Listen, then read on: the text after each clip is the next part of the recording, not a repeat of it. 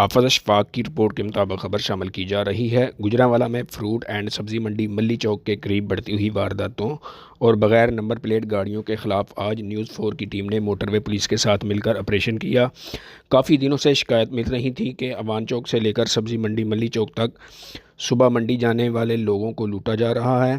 ڈکیت دھند اور اندھیرے کا فائدہ اٹھا کر لوگوں سے گن پوائنٹ پر رقم چھین لیتے ہیں اور انہیں اپنی جمع پونجی سے محروم کر دیتے ہیں۔ نیوز 4 کے سی ای او اعجاز مہر اور ہیڈ آف نیوز سہیل مہر کی درخواست پر نیوز 4 کی ٹیم اور موٹر وے پولیس نے مل کر آپریشن کیا۔ بغیر نمبر پلیٹ اور بغیر لائٹ کے گاڑیوں کو روک کر انہیں وارننگ دی گئی۔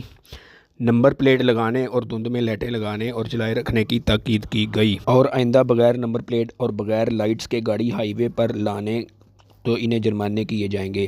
موٹر وے پولیس کے افیسر محمد علی شرازی اور ایس ایچ او الطاف عبداللہ اور دوسرے افسران نے بھرپور تعاون کیا اور نیوز 4 کی اپیل پر فوراً گاڑی بھیجی اور ناکہ لگایا، جس کی وجہ سے آج اس علاقے میں کوئی واردات نہیں ہوئی، ورنہ یہ علاقہ اوان چوک تا ملی چوک وارداتوں کا گڑھ بن چکا تھا۔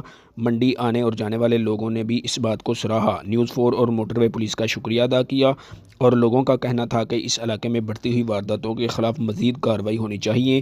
صبح 5 بجے سے لے کر 8 بجے تک یہاں پولیس اور موٹر وے پولیس کے ناکے لگنے چاہیے تاکہ صبح منڈی جانے والے لوگ ان وارداتوں سے محفوظ رہ سکیں۔